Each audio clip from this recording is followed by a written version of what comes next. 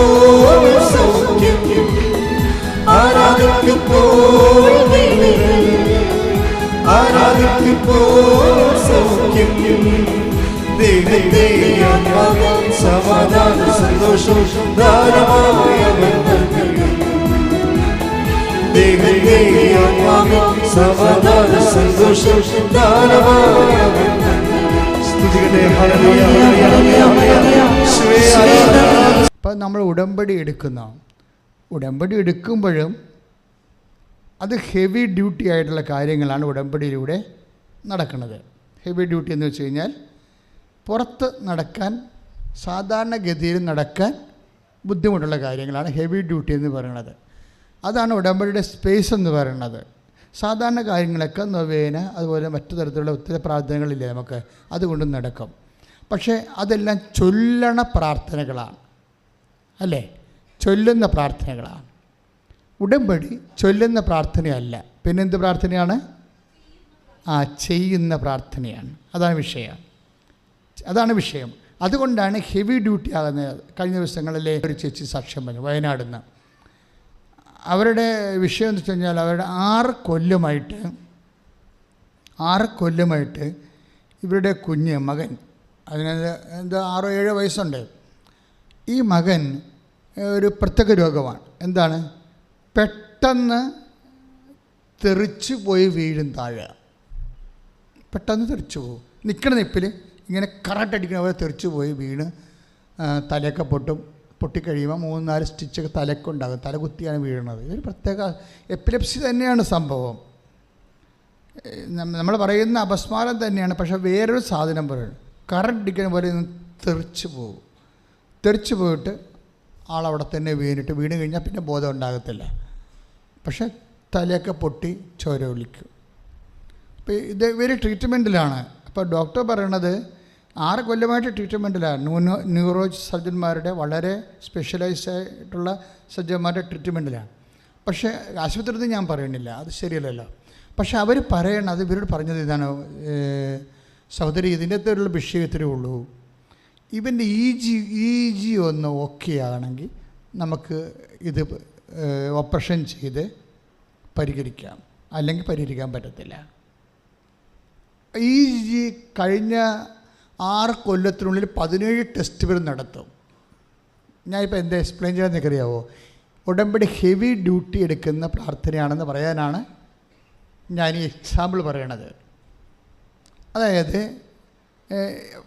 ഈ 6 വർഷം കൊണ്ട് 17 ടെസ്റ്റ് EG എടുക്കും ബ്രെയിൻ്റെ. ഇന്ന് വരെ ഒരു ടെസ്റ്റും ഓക്കെ ആയിട്ടില്ല. പക്ഷെ അങ്ങനെ വരുമ്പോൾ അവസാനം എന്താ വെച്ചാൽ ഒരു ഓപ്പറേഷൻ നിശ്ചയിക്കുക. അവസാനം ഒരു മാർഗ്ഗം, വേറെ ഒന്നും ഇല്ല, ഓപ്ഷനില്ല. പക്ഷേ അതിൻ്റെ സെക്കൻഡ് ഓപ്ഷൻ വേറെ ഹോസ്പിറ്റലിൽ പോയി അതേ ഡോക്ടർമാരോട്, അത്തരം സ്പെഷ്യലൈസേഷൻ ഡോക്ടർമാരോട് ചോദിക്കുമ്പോൾ അവർ പറയും ഓപ്പറേഷൻ ഓക്കെ, പക്ഷേ കൊച്ചു തളർന്നു പോകാനും സാധ്യതയുണ്ട്. ഓപ്പറേഷൻ കഴിയും, ബ്രെയിനല്ലേ വെട്ടിപ്പൊളന്ന് നോക്കണത്. അത് അപ്പോൾ ഓപ്പറേഷൻ ഓക്കെ, അതേ ഒരു മാർഗ്ഗമുള്ളൂ. പക്ഷേ അതൊരു ലാസ്റ്റ് ഓപ്ഷനാണ്. ചിലപ്പോൾ കാഷ്വാലിറ്റി ഉണ്ടാവും, ചിലപ്പോഴത് തളർന്നു പോകാനും സാധ്യതയുണ്ട്.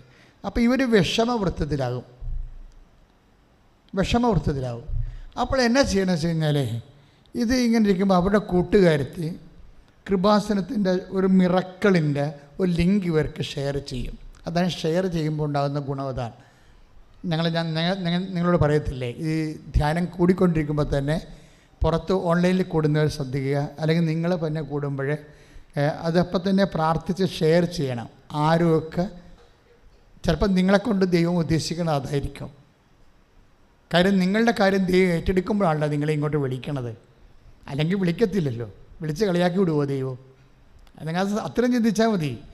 നിങ്ങളെ ഈ മണ്ണിലെ അമ്മ പ്രത്യക്ഷപ്പെട്ട് 10,000 സാക്ഷ്യം പറഞ്ഞിട്ടുള്ള, കുറഞ്ഞ കാലം കൊണ്ട് സാക്ഷ്യം പറഞ്ഞിട്ടുള്ള ഈ മണ്ണിലേക്ക് ദൈവം നിങ്ങളെ വിളിച്ചുവെന്ന് കേൾക്കുമ്പോൾ തന്നെ ഓർക്കുക, നിങ്ങളുടെ കാര്യത്തിൽ ദൈവം ഒരു തീരുമാനം എടുത്തു കഴിഞ്ഞു. നിങ്ങൾ പറയരുത് ഞങ്ങളെ ഇങ്ങനെ വിളിച്ചുകൊണ്ട് വന്നതാണ്, ആൻറ്റി വിളിച്ചിട്ട് വന്നതാണ്, അല്ലെങ്കിൽ അയൽവാസി വിളിച്ചിട്ട് വന്നതാണെന്നല്ല.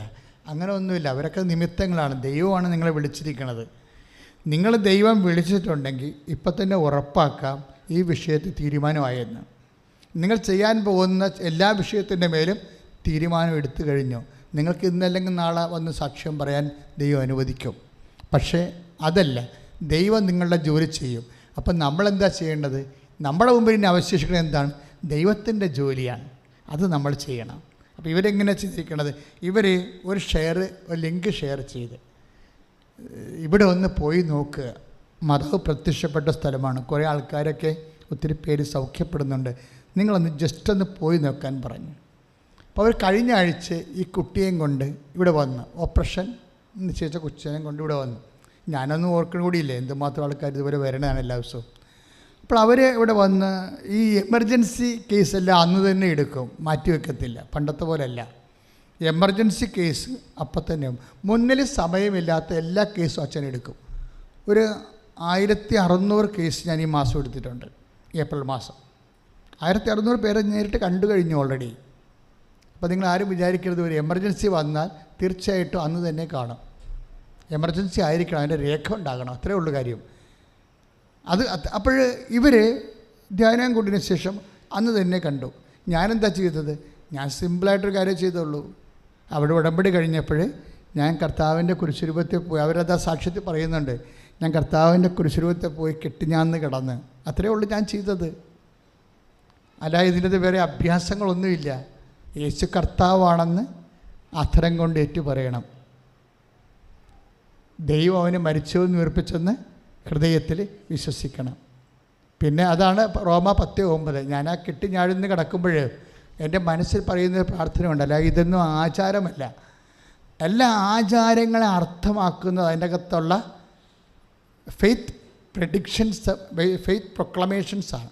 നിങ്ങളിപ്പോൾ ഒരു ഉപ്പ് കൊണ്ടുപോയി, ഞങ്ങൾ വെഞ്ചരിച്ച് തരുന്ന ഉപ്പ്, ഞങ്ങൾ ആ ഒരു ഫോർമുലയാണ് അത് വെഞ്ചരിക്കണത്. അല്ല പള്ളികളിൽ പായസവും വെള്ളമൊക്കെ വെഞ്ചരിക്കണ പോലെ അല്ല. ഞങ്ങൾ വെഞ്ചരിക്കുമ്പോൾ പരിശുദ്ധ കുർബാന ചൊല്ലി അതിന് ശേഷം 12 പ്രാർത്ഥന ചൊല്ലിയാണ് നേർച്ച വസ്തു വെഞ്ചരിക്കുന്നത്. എന്താണ്? ഒരു മനുഷ്യന് ബന്ധിച്ചിട്ടിരിക്കുന്ന, യേശുവിൽ നകറ്റിക്കളയുന്ന, ഞങ്ങൾ രോഗമാണെന്നോ അല്ലെങ്കിൽ പിശാച് ബാധയാണെന്നോ സാമ്പത്തികമായ കടമാണെന്നോ അങ്ങനെയല്ല വിഷയങ്ങളെ എടുക്കുന്നത്. ഞങ്ങൾ എടുക്കുന്നത് യേശുവിൽ നിന്നൊരു വ്യക്തിയെ അകറ്റിക്കളയുന്ന നെഗറ്റീവ് പവേഴ്സ്, പ്രതിലോമ ശക്തികൾ. അതെന്തുവാകാം? ആ മേഖലകളിൽ യേശുവിനെ കിട്ടാനുള്ള സാധ്യതയുണ്ട്. നമ്മളെന്താ ചെയ്യേണ്ടത്? നമ്മുടെ വിശ്വാസം ഇൻവെസ്റ്റ് ചെയ്യണം, അത്രയേ ഉള്ളൂ. എന്താണ് നമ്മുടെ വിശ്വാസം? നമ്മുടെ വിശ്വാസം എന്താണ്? യേശു, റോമ 10:9 വിശ്വാസം. എന്താണ്? യേശു കർത്താവാണ്. ഒന്ന് പറഞ്ഞേ, യേശു കർത്താവാണ്. ദൈവം അവനെ മരിച്ചവരിൽ നിന്ന് ഉയർപ്പിച്ചു. എന്നിട്ട് നിങ്ങൾ പറയേണ്ട ഒരു കാര്യം കൂടി ഉണ്ട്. എന്താണ്? ഇതിന് ഞങ്ങളെ സാക്ഷികളാക്കണമേ. അതാണ് വിഷയം. ഈ നമ്മൾ റോമ 10:9 കാണുന്ന ആ വചനമാണ് ഇതിൻ്റെ ആണി എന്ന് പറയണത്. പക്ഷേ ഇത് വർക്കൗട്ട് ചെയ്യണത്, ആക്ടിവേറ്റ് ചെയ്യുന്നത്, നമ്മൾ അത് ആ വചനം ആക്ടിവേറ്റ് ചെയ്യണത് എപ്പോഴാണ്? അതിന് നമ്മൾ സാക്ഷികളാകുമ്പോഴാണ്. അതാണ് ഈശോ പറയണത്, ഇതിന് നിങ്ങളാണല്ലോ സാക്ഷികൾ. പാപമോചനത്തിനുള്ള അനുതാപം അവൻ്റെ നാമത്തിൽ ജെറുസലേമിൽ ആരംഭിച്ച് എല്ലാ ജനതകളോടും പ്രഘോഷിക്കപ്പെടേണ്ടിയിരിക്കുന്നു. ഒന്നിനു പറഞ്ഞേ, പാപമോചനത്തിനായുള്ള ജ്ഞാനസ്നാനം അവന്റെ നാമത്തിൽ പ്രഘോഷിച്ച് എല്ലാ ജനതകളോടും പ്രഘോഷിക്കേണ്ടിയിരിക്കുന്നു. നിങ്ങൾ ഇവയ്ക്ക് സാക്ഷികളാണ്. ഇതാണ് വിഷയം. ഇതാണ് ഇതിൻ്റെ മർമ്മം എന്ന് പറയുന്നത്. പാപമോചനത്തിനായി യേശുവിൻ്റെ നാമമാണ് നൽകപ്പെട്ടിരിക്കുന്നത്. ഈ യേശുവിൻ്റെ നാമത്തിൽ അവൻ്റെ പുനരുത്ഥാനം, അവൻ്റെ പാപത്തിന് പരിഹാരം ചെയ്തുകൊണ്ട് അവൻ കുരിശിൽ മരിച്ചു. ദൈവം അവൻ്റെ പരിഹാരക്രിയയെ അംഗീകരിച്ചുകൊണ്ട്, ആ പരിഹാരം അംഗീകരിച്ചുകൊണ്ട് അവൻ ഉയർത്തെഴുന്നേൽപ്പിച്ചു. ആ ഉയർപ്പിൽ ഞാൻ വിശ്വസിക്കുന്നു. ആ ഉയർപ്പിൽ നമ്മൾ വിശ്വസിക്കുമ്പോൾ ആ ഉയർപ്പ് നമുക്ക് അവകാശവും ഓഹരിയുമാകുന്നു. അങ്ങനെയാണ് നമ്മൾ നിത്യമായിട്ട് ജീവിക്കുന്നത്. അതൊന്നിന് വായിച്ചുള്ള ലൂക്കാസ് വിശേഷം. പാപമോചനത്തിനുള്ള അനുതാപം അവൻ്റെ നാമത്തിൽ ജെറുസലേമിൽ ആരംഭിച്ച് എല്ലാ ജനതകളോടും പ്രഘോഷിക്കപ്പെടേണ്ടിയിരിക്കുന്നു. നിങ്ങൾ ഇവയ്ക്ക് സാക്ഷികളാണ്. നിങ്ങൾ ഇവയ്ക്ക് സാക്ഷികളാണ്. ഇതുകൊണ്ട് ഈ സാക്ഷ്യമാണ് പ്രധാനം, ഇതിന് മർമ്മം. നിങ്ങളെ അതായത് നമ്മൾ ഗൺ പോയിന്റിൽ നിർത്തേണ്ട ഒരു വിഷയം, അതായത് മർമ്മം അറിയാതെ നമ്മൾ അഭ്യാസം കാണിച്ചൊരു കാര്യമില്ല. എല്ലാ വിശ്വാസത്തിനും അതിൻ്റെ മർമ്മങ്ങളുണ്ട്. ഒരു മർമ്മം ഇതാണ്, എന്ന് വെച്ച് കഴിഞ്ഞാൽ എന്താണ്? യേശു കർത്താവാണ്. ഒന്ന് പറഞ്ഞേ, യേശു കർത്താവാണ്. റോമ 10:9 യേശു കർത്താവാണ്. യേശു കർത്താവാണ്. ദൈവം അവനെ മരിച്ചവരിൽ നിന്ന് ഉയർപ്പിച്ചു. അതുകൊണ്ട് തന്നെ അവന്റെ നാമത്തിൽ പാപമോചനം ലഭിക്കുന്നു. പാപമോചനം അവന്റെ നാമത്തിൽ ലഭിക്കുന്നു. പിന്നെ എന്താ അതിൻ്റെ അത് കൂടെ വരുന്നത്? ഇവയ്ക്ക് പുനരുത്ഥാനത്തിന് ഇവയ്ക്ക് നിങ്ങളാണല്ലോ സാക്ഷികൾ. അപ്പോൾ നമ്മളെന്താ പ്രാർത്ഥിക്കേണ്ടത്? യേശു കർത്താവാണെന്നുള്ളതിന് എന്നെ സാക്ഷിയാക്കണമേ. എന്ന് കൈ നെഞ്ചെത്തിച്ച് പ്രാർത്ഥിച്ചേ. യേശു കർത്താവാണെന്നുള്ളതിന് എന്നെ സാക്ഷിയാക്കണമേ. ദൈവം അവനെ മരിച്ചവരിൽ നിന്ന് ഉയർപ്പിച്ചു എന്നുള്ളതിന് എന്നെ സാക്ഷിയാക്കണമേ. അപ്പം എന്നെ സാക്ഷിയാക്കണമേ എന്ന് വെച്ച് കഴിഞ്ഞാൽ എൻ്റെ അർത്ഥം എന്താണ്? ഞാൻ കണ്ടതാണ്, ഞാൻ കേട്ടതാണ്, ഞാൻ അനുഭവിച്ചതാണ് എന്ന് പറയാൻ ഞങ്ങൾക്കൊരനുഭവം തന്നെ. നമ്മൾ ദൈവത്തോട് ചോദിക്കണത് എന്താണ്? ഞങ്ങളെ അനുഗ്രഹിക്കണമേ, അല്ലേ? ലുത്തീനിയായിൽ എന്താണ് നമ്മൾ പറയണത്? ഞങ്ങളെ മിശിഹായെ ഞങ്ങളെ അനുഗ്രഹിക്കണമേ, പരിശുദ്ധാത്മാവെ ഞങ്ങളെ അനുഗ്രഹിക്കണമേ. ഇങ്ങനെ അനുഗ്രഹിക്കണമെന്നുണ്ടെങ്കിൽ വെറുതെ ഇങ്ങനെ ഒരു ജന്മം മുഴുവൻ അനുഗ്രഹിക്കണമെന്ന് പറഞ്ഞിരുന്നു കഴിഞ്ഞാൽ ഒരു പണി നടക്കത്തില്ല. ഇതിൻ്റെ വർക്ക് അതെങ്ങനെ അനുഗ്രഹിക്കണമെന്ന് അറിയണം. എന്തിനനുഗ്രഹിക്കണം, എങ്ങനെ അനുഗ്രഹിക്കണം, അതിൻ്റെ മെക്കാനിസം എന്താണെന്ന് അറിയേണ്ടത് കാര്യങ്ങൾ ചെയ്യാതെ അനുഗ്രഹിക്കണമേ. ഈശോ കറണ്ട് വന്നില്ലല്ലോ, എപ്പോൾ വരുമോ, KCBക്കാർ സമരമാണോ എന്നൊക്കെ പറഞ്ഞപ്പോൾ ഏതും പിറക്കും പിച്ചിമ്പയും പറഞ്ഞിരിക്കുന്നവർക്ക് പറയേണ്ടത് 2 ചെമ്പരത്തി പൂട് വെച്ചുകൊണ്ടിരുന്നാൽ മതി, വേറെ കാര്യങ്ങളൊന്നുമില്ല. പക്ഷേ ഇതിൻ്റെ പ്രശ്നം എന്ന് പറയണത്, നിങ്ങളെ അനുഗ്രഹിക്കണമെന്ന് ചോദിക്കുമ്പോൾ നിങ്ങൾക്കറിയാമല്ലോ അനുഗ്രഹത്തിൻ്റെയൊക്കെ പ്രത്യേകത എന്താണ്? പ്രഭാഷകനിലൊക്കെ നമ്മൾ വായിക്കുന്നില്ലേ? പ്രഭാഷകൻ എന്താ? അപ്പോൾ 33:17 പ്രഭാഷകൻ 33:17 എന്താ പറയണത്? കർത്താവ് എന്നെ അനുഗ്രഹിച്ചു. ഞാൻ കുറേ ബാക്കിലായിരുന്നു. കർത്താവ് എന്നെ അനുഗ്രഹിച്ചു, അതുകൊണ്ട് എന്ത് പറ്റി? ഞാൻ മുമ്പിലെത്തിയെന്ന്. Praise the Lord. അതിൻ്റെ ഈ സാക്ഷ്യം മുഴുവൻ പറയണത് കർത്താവിൻ്റെ വചനം അതല്ലേ? ഞാൻ കുറേ ബാക്കിലായിരുന്നു, എൻ്റെ റാങ്കിൽ ഞാൻ ബാക്കിലായിരുന്നു, എൻ്റെ മൊഡ്യൂൾസിൻ്റെ അകത്ത് ഞാൻ ബാക്കിലായിരുന്നു, എനിക്ക് സ്പീക്കിംഗ് കിട്ടിയില്ല, സ്പീക്കിംഗ് എനിക്ക് പറഞ്ഞിട്ട് ഒക്കണില്ല, എനിക്ക് ഭയങ്കര വിറയലാണ് പറയുമ്പോൾ, എനിക്ക് റീഡിങ് ശരിയാകുന്നില്ല, പറയുമ്പോൾ തപ്പിപ്പോകുന്നു, ഞാൻ ബാക്കിലാണ്. അനുഗ്രഹം നമ്മളെ മുമ്പിലാക്കും. ഒന്ന് പറഞ്ഞേ, അനുഗ്രഹം നമ്മളെ മുൻപിലാക്കും. അതാ സംഭവം. അപ്പം നീ പുറകെ കിടക്കുന്ന ആളാണെന്ന് വിചാരിച്ചോ? പഠിച്ചിട്ട് മനസ്സിലാവണില്ല, പരീക്ഷ വരുമ്പോൾ പെർപ്ലക്സ് ആകുന്ന പല കാര്യങ്ങൾ കൊണ്ട് സാമ്പത്തികമായിട്ട് നീ പുറകിലാണ് എന്ന് വിചാരിച്ചോ? അപ്പോൾ ഏത് വിഷയമായാലും, ഇപ്പോൾ ഈ ചേച്ചിയുടെ വിഷയം എന്താണ്? അവർ ഉടമ്പടി എടുത്തു, പക്ഷേ വൈദ്യശാസ്ത്രം പറയണത് എന്താണ്? ഒരു ഓപ്പറേഷൻ ഉണ്ട് ഇതിന്, പക്ഷെ അത് EG ഓക്കെ ആകണം. പക്ഷേ EG ഓക്കെ ആയാൽ പിന്നെ ഓപ്പറേഷൻ്റെ ആവശ്യം പോലും ഉണ്ടാകത്തില്ല, ഇവൻ പിന്നെ ഒരിക്കലും വീഴത്തില്ലെന്ന് പറയും. പക്ഷേ EG ഓക്കെ ആകണില്ല. അപ്പം അത് കൊണ്ട് എന്ത് ചെയ്യും അവർ ഒരു ഷെയർ ചെയ്യും. ആ സമയത്ത് അവരുടെ കൂട്ടുകാരത്തി കൃപാസനത്തിൻ്റെ ഒരു ലിങ്ക് അയച്ചു കൊടുക്കും. അപ്പോൾ അവരത് ലിങ്ക് കണ്ടപ്പോൾ കുറേ സാക്ഷ്യങ്ങൾ, കാര്യം കോവിഡിൻ്റെ സമയം 500 ദിവസം അടച്ചിട്ട കാലത്ത് പോലും 1000 സാക്ഷ്യം നമ്മൾ അപ്പ് ചെയ്തിട്ടുണ്ട്. ചിന്തിച്ചു നിങ്ങൾ, ഒരു ശുശ്രൂഷ ഇവിടെ ഇല്ല, സ്റ്റാഫ് എല്ലാ ദിവസവും ഉണ്ടാവുമായിരുന്നു. ഞങ്ങൾക്ക് സ്റ്റാഫിന് ശുശ്രൂഷകളുള്ള കാരണം, ഓൺലൈൻ ശുശ്രൂഷ ഒത്തിരി ഉള്ള കാരണം എല്ലാ ദിവസവും സാക്ഷ്യമുണ്ട്. 65 ലക്ഷത്തോളം രൂപ ആ 2 കൊല്ലം ചിലവായിട്ടുണ്ട്. പക്ഷേ എങ്കിലും ഞാൻ കർത്താവിൻ്റെ ജോലി മുടങ്ങിയിട്ടില്ല, കർത്താവിൻ്റെ ശുശ്രൂഷ മുടങ്ങിയിട്ടില്ല. സ്വസ്ത്ര കാഴ്ചയെടുക്കാനില്ലല്ലോ, അതുകൊണ്ട് കടമായി പോകുമല്ലോ എന്ന് വിചാരിച്ചിട്ട് പേടിച്ചിട്ട് കർത്താവിൻ്റെ വേല ചെയ്യാതിരുന്നിട്ടില്ല. അത് കാരണം എന്ത് ചെയ്ത് കർത്താവ് ഓൺലൈനായിട്ട് ഇൻ്റർനാഷണൽ എല്ലാവരും അനുഗ്രഹിച്ചവരെല്ലാവരും നമുക്ക് സാക്ഷ്യം അയച്ചു തന്നു ഓൺലൈനിൽ. അതായത് നമ്മളെപ്പോഴും ദൈവത്തെ പരീക്ഷിക്കരുത്, ദൈവം നമ്മളെ പരീക്ഷിക്കട്ടെ. നമ്മൾ ദൈവത്തെ പരീക്ഷിക്കരുത്. You got the point. ആൾക്കാർക്ക് എപ്പോഴും പിന്നിൽ പോകാനൊരു കാരണം അതാണ്. ദൈവത്തെ നമ്മൾ പരീക്ഷിക്കാം, പക്ഷെ ദൈവം നമ്മളെ പരീക്ഷിച്ചാൽ തീർച്ചയായിട്ടും ദൈവം നമ്മളെ ഉയർത്തും. നമ്മളെ ദൈവം പരീക്ഷിക്കണത് എന്തിനാണ്? ദൈവം നമ്മളെ ഉയർത്താൻ വേണ്ടിയാണ്. അത് അറിയണമെങ്കിലേ നമ്മുടെ ജൂഡിറ്റിൻ്റെ ലേഖനമില്ലേ, ജൂഡിറ്റിൻ്റെ പുസ്തകത്തിലെ 8-ാം അധ്യായം 27-ാമത്തെ വാക്യം, അവരുടെ ഹൃദയങ്ങളെ പരീക്ഷിച്ചതുപോലെ അവിടുന്ന് നമ്മെ അഗ്നിയിൽ പരീക്ഷിക്കുകയോ നമ്മോട് പ്രതികാരം ചെയ്യുകയോ ചെയ്തില്ല. തന്നോട് അടുപ്പമുള്ളവരെ അവിടുന്ന് പ്രഹരിക്കുന്നത് ശാസന എന്ന നിലയിലാണ്. അതാണ് വിഷയം. That's my point. ഇപ്പം നമുക്ക് ദൈവമായിട്ടൊരു അടുപ്പമുണ്ടെന്ന് വിചാരിച്ചോ, ദൈവത്തിൻ്റെ അടുപ്പെങ്കിലും നമുക്ക് ചില കഷ്ടപ്പാടൊക്കെ വരുന്നു.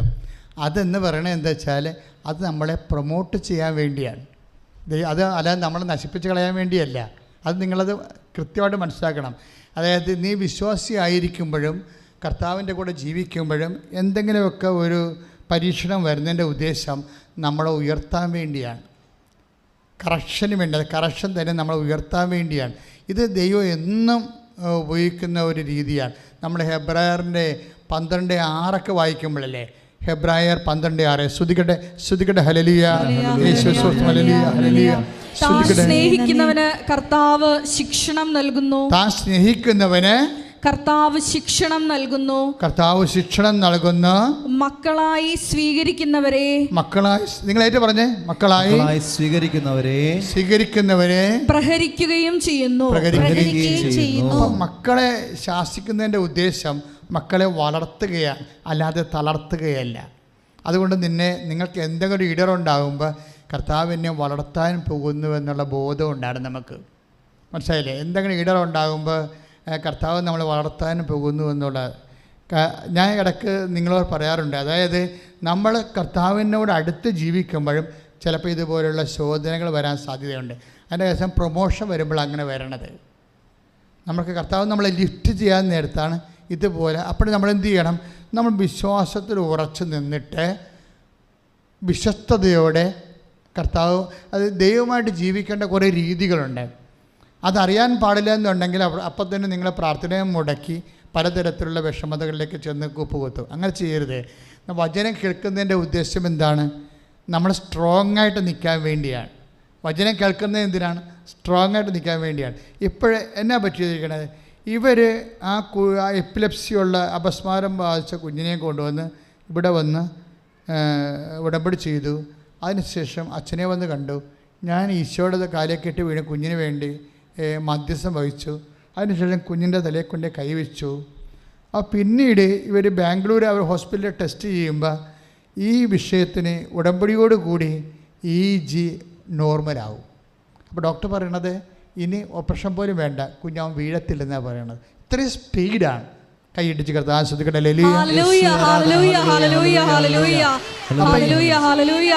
ഇന്ന കാര്യമൊന്നുമില്ല. നിങ്ങൾ ദൈവത്തിൻ്റെ തിരുസേന വരുമ്പോൾ നിങ്ങൾ പറയരുത്, ഓ ഇത് ഹെവി ആണല്ലോ, എൻ്റെ കാര്യം ഭയങ്കര ഹെവിയാണ് എന്ന് പറയുമ്പോൾ നിൻ്റെ മനസ്സിലിരുന്നുണ്ട് പിശാച് പറയുന്നുണ്ട് ഇത് ദൈവത്തിന് പോലും ചെയ്യാൻ പറ്റുമെന്ന് അറിയത്തില്ലെന്ന്. കാര്യം എന്താ? നിൻ്റെ ദൈവമാണ്, അല്ലാതെ ബൈബിളിൻ്റെ ദൈവമല്ല. 2 ദൈവങ്ങളുണ്ടല്ലോ, 2 ദൈവമുണ്ട്, അറിയാമല്ലോ. ഏകദൈവമല്ല, 2 ദൈവമുണ്ട്.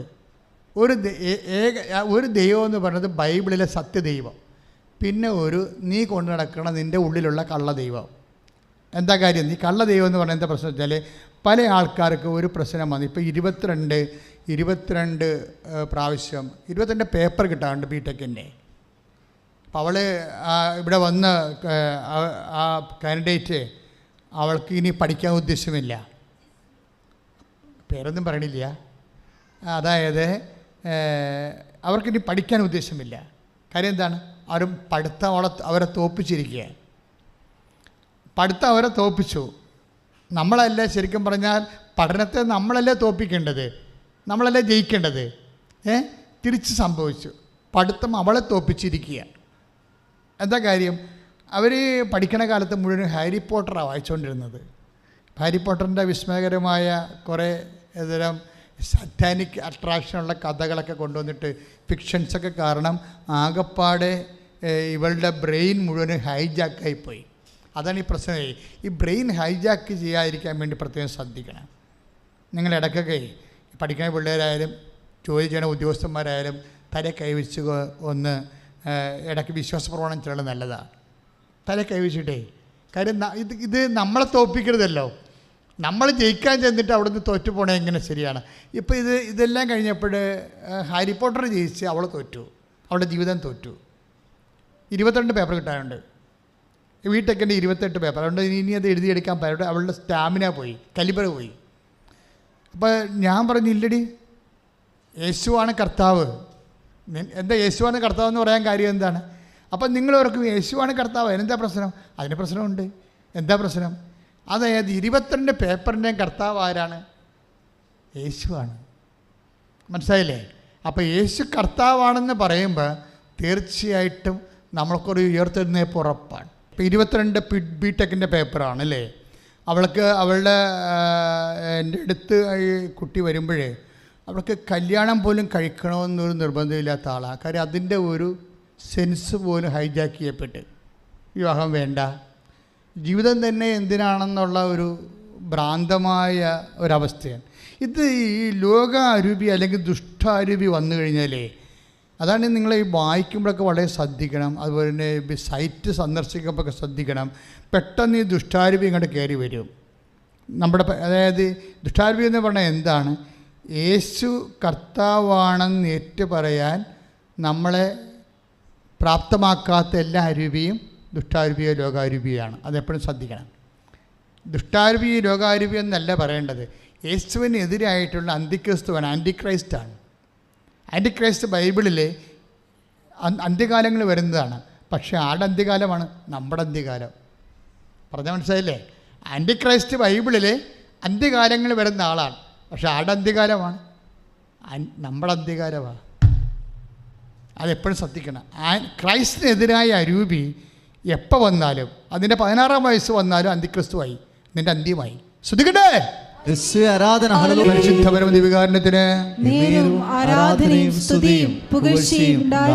അപ്പോഴേ അതിനുശേഷം ഇവൾ വിശ്വസിക്കാൻ തുടങ്ങി.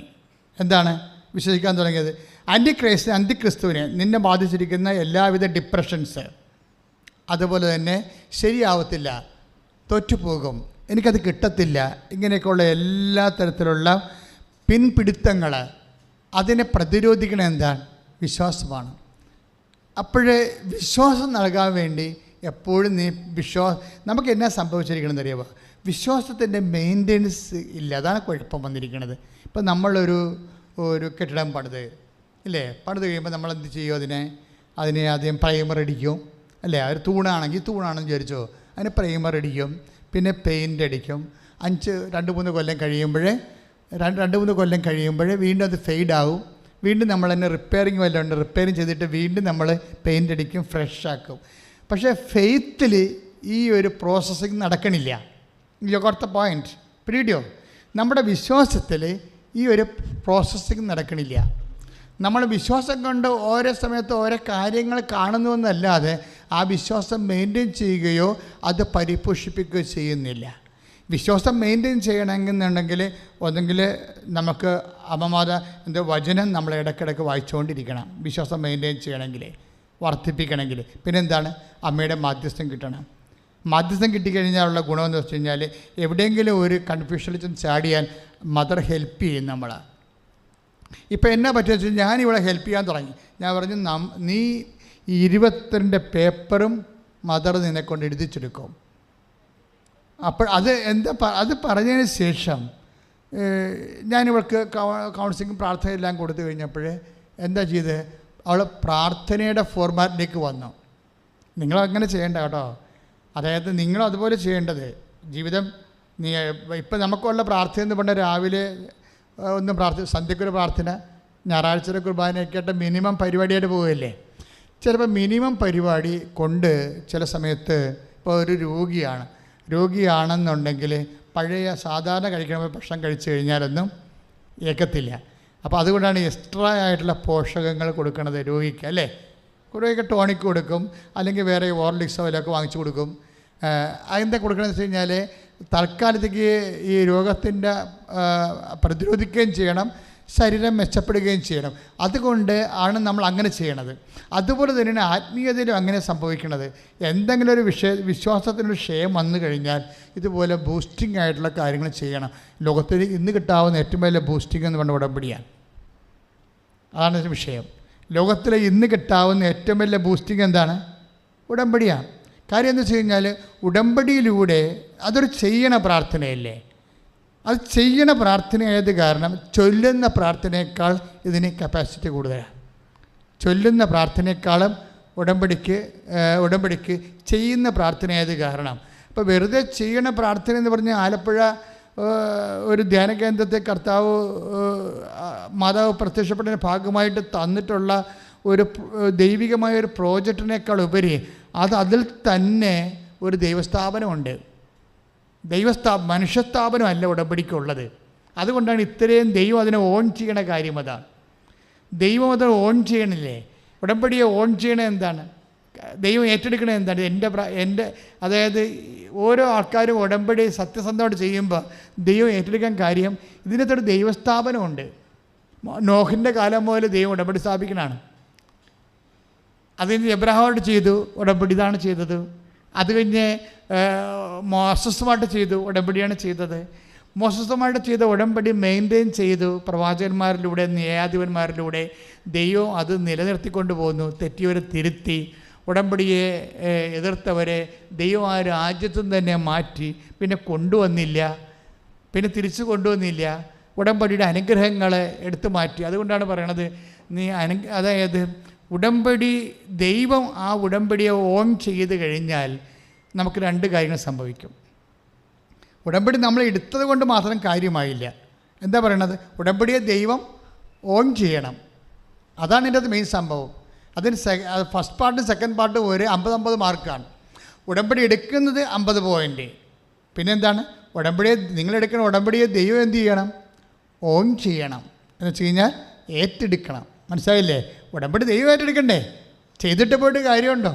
അപ്പം അതൊന്ന് പ്രാർത്ഥിച്ചേ. കർത്താവായ ദൈവമേ, ഞാൻ ചെയ്യുന്ന ഉടമ്പടി, ഞാൻ ചെയ്ത ഉടമ്പടി, പുതുക്കിയ ഉടമ്പടി അങ്ങ് ഏറ്റെടുക്കുന്നതിനായി അമ്മേ പ്രത്യക്ഷീകരണ മാതാവേ, കൃപാസനം മാതാവേ, ഞങ്ങൾക്ക് വേണ്ടി മധ്യസ്ഥം വഹിക്കണമേ. ശ്രദ്ധിക്കട്ടെ. ഹല്ലേലൂയ. ഞങ്ങളെല്ലാവരെയും അമ്മയുടെ പ്രത്യക്ഷീകരണത്തിന്റെ സാക്ഷികളാക്കി ഉയർത്തണമേ.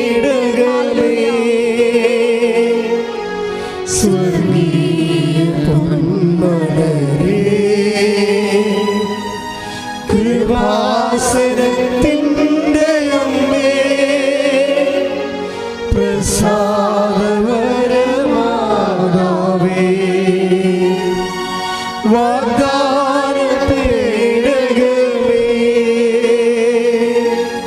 സ്വർഗീയ പൊൻമലരേ, കൃപാസനത്തിൻ്റെ അമ്മേ,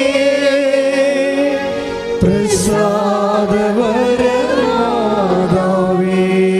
ആവേ ആവേ ആവേ മരിയ, ആവേ ആവേ ആവേ മരിയ, ആവേ ആവേ ആവേ മരിയ, ആവേ ആവേ ആവേ മരിയ, ആവേ ആവേ ആവേ മരിയ, ആവേ ആവേ ആവേ മരിയ. പരിശുദ്ധ പരമ ദിവ്യകാരുണ്യത്തിന് ആരാധനയും സ്തുതിയും പുകഴ്ചയും ഉണ്ടായിരിക്കട്ടെ. അപ്പോൾ 50-50 പോയിൻ്റാണ്. ഉടമ്പടി എടുക്കുന്നതിന് 50 പോയിൻ്റ് കിട്ടും നിങ്ങൾക്ക്. പക്ഷേ ഉടമ്പടി സ്ഥിരീകരിക്കുന്നത് നമ്മുടെ കയ്യിലില്ല. അടുത്ത പോയിൻ്റ്, അത് കർത്താവാണ് ഉടമ്പടി ഓൺ ചെയ്യേണ്ടത്. അവിടെയാണ് നമ്മൾ ശ്രദ്ധിക്കേണ്ടത്. കർത്താവ് ഉടമ്പടി ഓൺ ചെയ്യുമ്പോഴാണ് അതിന് സ്ഥിരീകരണം ലഭിക്കുന്നത്. എന്താ അങ്ങനെ പറയാൻ കാര്യം വെച്ചാൽ, നിങ്ങളുടെ കൂടെ കർത്താവ് പ്രവർത്തിക്കണ്ടേ? നിങ്ങളുടെ കൂടെ കർത്താവ് പ്രവർത്തിച്ചാലേ ഉടമ്പടി സ്ഥിരീകരിക്കപ്പെടത്തുള്ളൂ. അതുകൊണ്ടാണ് ഈ മർക്കോസിൻ്റെ സുവിശേഷമില്ലേ, മർക്കോസ് 16:20 ഒന്ന് വായിച്ചോളൂ. അവരെല്ലായിടത്തും പോയി പ്രസംഗിച്ചു. കർത്താവ് അവരോടുകൂടി പ്രവർത്തിക്കുകയും that is the point. കർത്താവ് അവരോടുകൂടെ പ്രവർത്തിക്കുകയും അടയാളങ്ങൾ കൊണ്ട് വചനം സ്ഥിരീകരിക്കുകയും ചെയ്തിരുന്നു. അപ്പൊ ഉടമ്പടി സ്ഥിരീകരിക്കണം. അതിനെന്ത് ചെയ്യണം? കർത്താവ് നിങ്ങളുടെ കൂടെ പ്രവർത്തിക്കണം. അതാണ് വിഷയം. അത് സീരിയസ് വിഷയമാണ്. കർത്താവ് നിങ്ങളുടെ കൂടെ പ്രവർത്തിക്കണം. ഒന്ന് പ്രാർത്ഥിച്ച കർത്താവേ, ഉടമ്പടി എടുത്ത എൻ്റെ കൂടെ അങ്ങ് പ്രവർത്തിക്കാൻ വേണ്ടി മാത്രം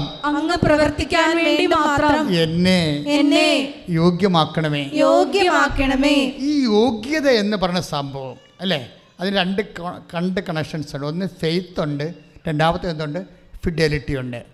ഈ രണ്ട് യോഗ്യതയാണ് ഇത് നമ്മുടെ കപ്പാസിറ്റി വർദ്ധിപ്പിക്കണത്. ക്ലെയിം ആൻഡ് കപ്പാസിറ്റി ഉടമ്പടിയുടെ പ്രധാനപ്പെട്ട ഘടകങ്ങളാണ്. യോഗ്യത എന്ന് പറയുന്നതാണ്. ഇപ്പോൾ നമ്മൾക്ക് കർത്താവ് നമ്മുടെ കൂടെ പ്രവർത്തിക്കാൻ വേണ്ടിയുള്ള യോഗ്യത, അതിലൊന്നെന്താണ്? ഫെയ്ത്താണ്. ജിസ്മി എന്ന് പറഞ്ഞൊരു മോള് പാലാരൂപത രാമപുരത്ത് കരുതിയ ഇടവക, രാമപുരം ഇടവക, മൽപ്പാൻ്റെ ഇടവകയാണ്. അപ്പോൾ ജിസ്മിയുടെ സാക്ഷി എനിക്ക് ഇഷ്ടപ്പെട്ടായിരുന്നു. ജിസ്മിയുടെ സാക്ഷി എന്ന് പറയുന്നത്, അവൾ ഇവിടെ വന്ന് ഉടമ്പടി എടുത്തിട്ട് പറഞ്ഞു, അമ്മേ OIT റിസൾട്ട് വരാൻ പോകുന്നു, ഞാൻ ഉടമ്പടി എടുത്തിട്ടുണ്ട്, ഞാൻ എടുത്ത ഉടനെ റിസൾട്ട് വന്ന ഉടനെ ഇവിടെ വന്ന് സാക്ഷ്യപ്പെടുന്നത്. അപ്പോൾ ജിസ്മിയുടെ അതാണ് അമ്മയുമായിട്ടുള്ള അതാണ് ഫെയ്ത്ത് എന്ന് പറയണത്. ഈ OIT റിസൾട്ട് വരാൻ പോകുന്നു, റിസൾട്ട് വന്ന ഉടനെ ഞാൻ വന്ന് അമ്മയെടുത്ത് സാക്ഷ്യം പറയുമെന്ന് പറഞ്ഞു. അത്രയും വിശ്വസിക്കുകയാണ് അതിൻ്റെ അകത്ത്. അതാണ് ഇൻവെസ്റ്റ്മെൻ്റ് എന്ന് പറയുന്നത്. അപ്പോൾ നിങ്ങൾ ഉടമ്പടി എടുത്തിട്ട് ഇപ്പം എന്നെ സംബന്ധിച്ചോളം ഞാൻ പ്രൊഫഷണൽസിനെ എല്ലാം കാണും.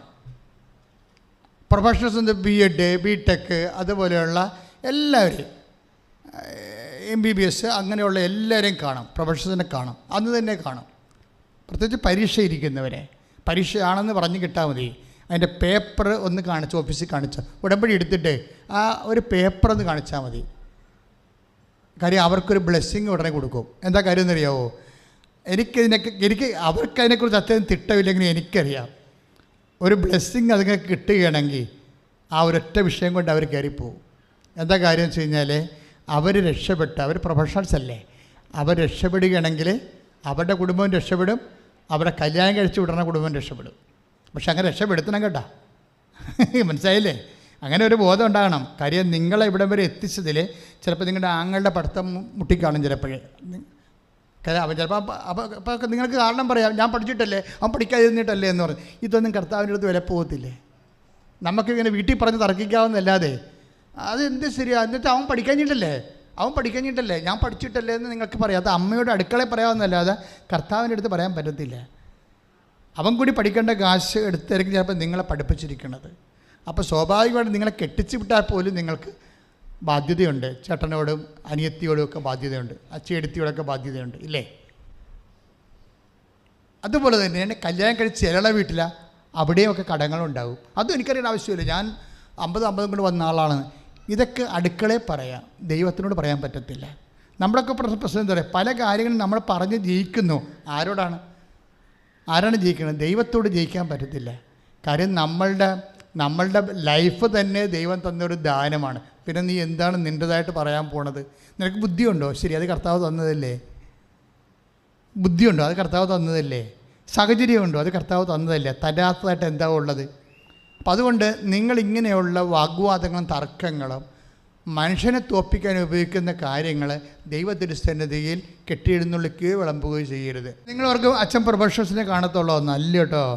രോഗികളെല്ലാവരും കാണും, സീരിയസ് രോഗികളെല്ലാവരെയും കാണും, കടം കയറി വിഷമിക്ക് നട്ടം തിരിയുന്നവരെ കാണും, ജപ്തി നടപടി നേരിടുന്നവരും. ദാറ്റ് മീൻസ് എമർജൻസി ആയിട്ടുള്ള എല്ലാവരെയും കാണും. മുമ്പിൽ ടൈം ഉണ്ടാകരുത്.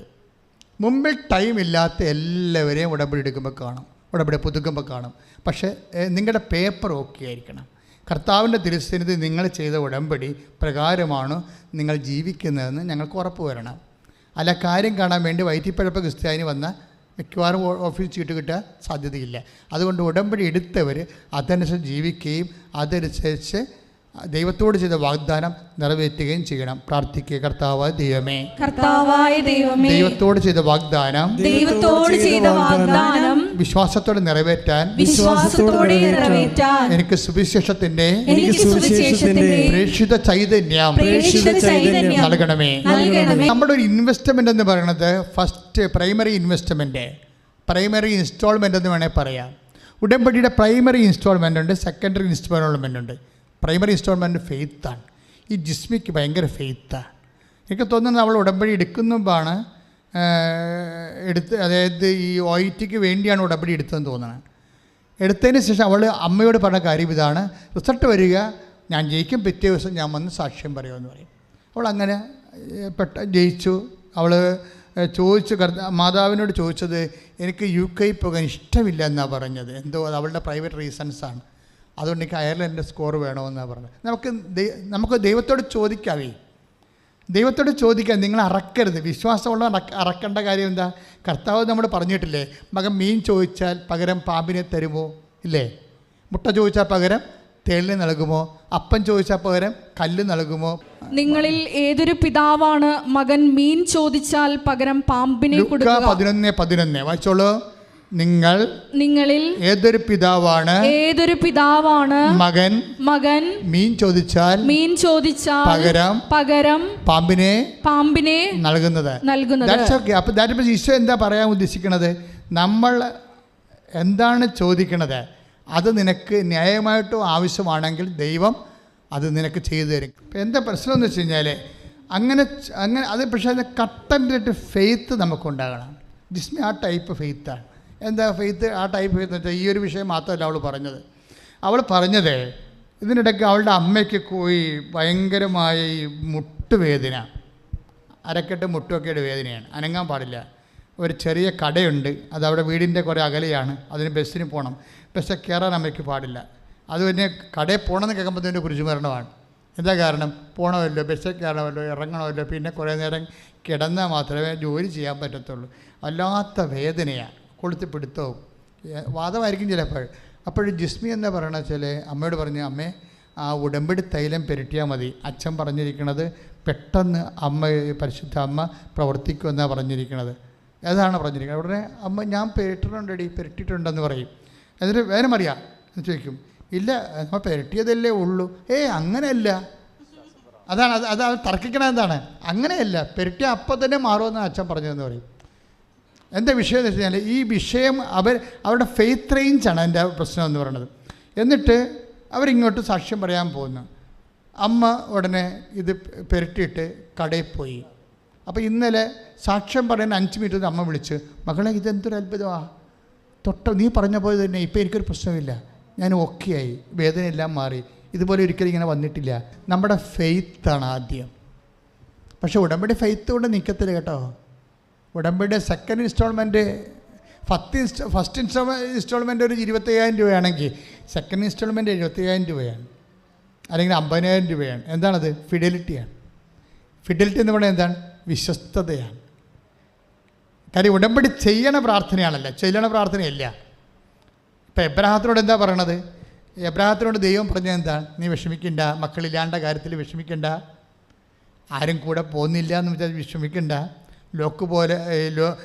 ലോത്തിനെ പോലെ ഒരു ചക്കപ്പോത്താണ് കൂടെ വന്നിരിക്കണമെന്ന് ഓർത്ത് വിഷമിക്കണ്ട, അവൻ്റെ ദാസന്മാർ നിന്നെ നാളെ കയ്യേറ്റം ചെയ്യുമെന്ന് വിചാരിച്ചുകൊണ്ട് നിൻ്റെ മക്കളില്ലാത്ത നിൻ്റെ വസ്തുവെല്ലാം അവൻ കയ്യേറ്റം ചെയ്ത് സ്വന്തമാക്കുമെന്ന് ഓർത്ത് വിഷമിക്കണ്ട, നിനക്ക് ഞാനൊരു സെക്യൂറായിട്ടൊരു പ്ലേസ് തരും എന്നല്ലേ.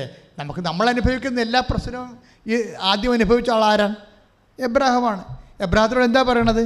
നീ വിഷമിക്കണ്ട, വീട്ടിൽ നിന്ന് പോകുന്നതെന്ന് വിചാരിച്ചുകൊണ്ട് വിഷമിക്കണ്ട, സ്വന്തപ്പെട്ടവരും ഇഷ്ടപ്പെട്ടവരെയൊക്കെ മാറ്റിക്കൊണ്ട് വീട്ടിൽ നിന്ന് ഒറ്റയ്ക്ക് പോകുന്നതെന്ന് വിചാരിച്ചിട്ട് വിഷമിക്കണ്ട, മക്കളില്ലാഞ്ഞതുകൊണ്ട് വിഷമിക്കണ്ട, നിൻ്റെ വസ്തുവൊക്കെ അവസാനം ലോകത്ത് കൈയേറി എടുക്കുമെന്ന് ഓർത്തുകൊണ്ട് വിഷമിക്കണ്ട, ഒന്നിനും നീ വിഷമിക്കേണ്ടെന്ന് പറയാനാണ് ദൈവം ഉടമ്പടി ഉണ്ടാക്കിയത്. You got the point. പിടിയോ? എബ്രഹാമായിട്ടല്ലേ ഉടമ്പടി ചെയ്തത്, കറക്റ്റ് ഉടമ്പടി, വാക്കാൽ ഉടമ്പടിയാണത്. ഒന്നിനും നീ വിഷമിക്കേണ്ട എന്ന് പറയാനാണ് ദൈവം ഉടമ്പടി കണ്ടുപിടിച്ചത്, ദൈവം ഉണ്ടാക്കിയത്. എന്താ പറഞ്ഞത്? നിന്നോട് ഞാൻ ഒരു കാര്യം മാത്രം പറയാം, ഞാൻ നിനക്ക് മക്കളെ തരൂ, ഞാൻ നിനക്ക് പാർക്കാൻ ഇടം തരും, ഞാൻ നിനക്ക് ജീവിക്കാനായിട്ടുള്ള എല്ലാ ഭൗതിക സാഹചര്യങ്ങളും നിനക്ക് തരും. പക്ഷെ ഒറ്റ കാര്യം, നീ എൻ്റെ മുമ്പാകെ തന്നെ ഉണ്ടാകണം. അത്രയേ ഉള്ളൂ ഉടമ്പടിയുടെ പ്രശ്നം. നീ കുറ്റമറ്റവനായിരിക്കണം, എൻ്റെ മുമ്പാകെ നടക്കണം, കുറ്റമറ്റവനായി. ഉടമ്പടി എത്രയേ പറയുന്നുള്ളൂ. ഉടമ്പടിയിൽ ഇപ്പം മരിയൻ ഉടമ്പടി വന്ന് നമ്മൾ നിൽക്കുമ്പോഴും മരിയൻ ഉടമ്പടിയുടെയും ബേസ്മെൻ്റ് എന്താണ്? കർത്താവിൻ്റെ മുമ്പിൽ തന്നെ ഉണ്ടാകണം. ചില സമയത്ത് ഈ കർത്താവിൻ്റെ മുമ്പിൽ നമ്മൾ മാറിപ്പോണതാണ് ഉടമ്പടി ലാഗ് ചെയ്യാൻ കാരണം. കഴിഞ്ഞ ദിവസങ്ങളിൽ ഒരു മാൾക്ക് വേണ്ടി കോളേജിൽ എന്തോ ഒരു UGCയുടെ എന്തൊക്കെ ടെസ്റ്റാണ്. അപ്പം അതിനു വേണ്ടി അവൾക്ക് നെറ്റ് കിട്ടണം. നെറ്റ് കിട്ടാൻ വേണ്ടിയുള്ള ഒരു പേപ്പറെ കൊണ്ടുവന്ന് എൻ്റെ അടുത്ത് പ്രാർത്ഥിക്കുകയാണ്. ഉടമ്പടി എടുത്ത് കഴിഞ്ഞതിന് ശേഷം വന്ന് പുതുക്കിയതിന് ശേഷം കൊണ്ടുവന്ന് പ്രാർത്ഥിക്കുകയാണ്. അപ്പോൾ പ്രാർത്ഥിച്ചു കഴിഞ്ഞപ്പോഴേ ഞാൻ അവളോട് ചോദിച്ചു, ഉടമ്പടി ഇടക്ക് മുടക്കിയല്ലേ എന്ന് ചോദിച്ചു. അപ്പോഴവളെന്നെ പറഞ്ഞു, അച്ഛാ 2 ആഴ്ച ചെയ്യാൻ പറ്റുള്ളൂ എന്ന് പറഞ്ഞു. ഇതാണ് വിഷയം. ഇതാണ് ഫിഡലിറ്റി പോയിൻ്റ് എന്ന് പറയുന്നത്. ഉടമ്പടി എടുത്തു, പക്ഷേ 2 ആഴ്ചയോളം ഭംഗിയായിട്ട് ചെയ്തു. പിന്നെ എത്ര 90 ദിവസമല്ലേ? 90 ദിവസത്തിനുള്ളിൽ പിന്നീട് അവർക്ക് പ്രത്യക്ഷീകരണ പ്രാർത്ഥന മുടങ്ങിയിട്ടുണ്ട്. അതുപോലെ രോഗികളെ സന്ദർശനം മുടങ്ങിയിട്ടുണ്ട്. രോഗികൾ വസ്ത്രമില്ലാതെ വസ്ത്രം കൊടുക്കാനുള്ള പദ്ധതി മുടങ്ങിയിട്ടുണ്ട്. ആകെപ്പാടെ അറിയാവുന്നത് ഈ പ്രത്യക്ഷീകരണ പ്രാർത്ഥന മാത്രമാണ്. ചില ആൾക്കാർ അങ്ങനെ ധരിച്ചിട്ടുണ്ട്. ഉടമ്പടി എന്ന് പറയുന്നത് പ്രത്യക്ഷീകരണ പ്രാർത്ഥന ചൊല്ലിക്കൊണ്ടിരുന്നാൽ മേലോട്ട് വരക്കേണ്ടി വരും മിക്കവാറും. കാര്യം ഉടമ്പടി എന്ന് പറയുന്നത് ചൊല്ലണ പ്രാർത്ഥനയല്ല, ചെയ്യണ പ്രാർത്ഥനയാണ്. അത് കൃത്യമായിട്ട് ചെയ്ത് കഴിയുമ്പോൾ നമുക്കറിയാൻ പറ്റും. പിന്നെ നമ്മളുടെ കോർട്ടിൽ നിന്ന് ആ ബോൾ പോയി. പിന്നെന്താണ്? അവൻ പറയണത് പോലെ ചെയ്യുകയല്ലേ നമ്മൾ ചെയ്യണത്. ഈശോ പറയണത് പോലെ ചെയ്യാവുന്ന, അതെല്ലാം മരിയൻ ഉടമ്പടി എന്ന് പറയണത്. അവർക്ക് വീഞ്ഞില്ല എന്ന് പറയുമ്പോൾ എൻ്റെ സമയം ഇനി സമാഗതമായല്ലോ എന്ന് ഈശോ തിരിച്ച് പറയുമ്പോൾ അതിനെ കൗൺട്രാക്ട് ചെയ്യാൻ വേണ്ടി പരിശുദ്ധാത്മ നൽകിയ ജ്ഞാനപരമാണ് അവൻ പറയണ പോലെ ചെയ്യാൻ, ഈശോ പറഞ്ഞ പോലെ ജീവിക്കാൻ. ഈശോ പറഞ്ഞ പോലെ ജീവിച്ചോളാവുന്നല്ലേ മാതാവിനെ മധ്യസ്ഥയാക്കിക്കൊണ്ട് നമ്മൾ ഇവിടെ ഉടമ്പടി ചെയ്യണത്. അങ്ങനെ കൃത്യമായിട്ട് ചെയ്യുന്ന ആൾക്കാരുണ്ട്, അവർക്ക് കൃത്യമായ ഫലമാണ്. ഞാൻ പറഞ്ഞില്ലേ ആ ആദ്യത്തെ മോളുടെ കാര്യം എന്താണ്? അവിടെ 22 ബിടെക്കിൻ്റെ പേപ്പർ എഴുതിയെടുത്തു. 16 എഴുതിയപ്പോൾ തന്നെ അവർക്ക് കല്യാണമായി. കെട്ടത്തേയില്ല എന്ന് പുരുഷവിരോധം കൊണ്ട് നടക്കുന്ന പാർട്ടിയായിരുന്നു, പുരുഷവിരോധം കൊണ്ട് നടക്കുന്ന ആളായിരുന്നു. കാര്യം അവൾക്ക് തന്നെ പുരുഷന്മാരുടെ സ്വഭാവമാണ്, പിന്നെ എങ്ങനെ പുരുഷവിരോധം ഉണ്ടായിരിക്കണത്?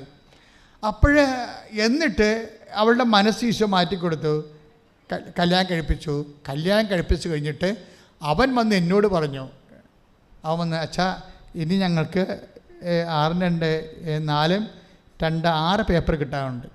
അപ്പോൾ ഇനി എഴുതിയെടുക്കാൻ പോവുകയാണിത്. കാര്യം എന്ന് വെച്ച് കഴിഞ്ഞാൽ എന്താ പ്രശ്നം വെച്ച് കഴിഞ്ഞാൽ ഇനി കുട്ടികളും കാര്യങ്ങളൊക്കെ പിന്നെ ഈ പേപ്പർ എഴുതിയെടുത്തിട്ട് മാത്രമേ ബാക്കിയുള്ള ബാധ്യത ഏറ്റെടുക്കത്തുള്ളൂ എന്ന് അവൻ എന്നോട് പറഞ്ഞ്. അത് തന്നെ സംഭവം.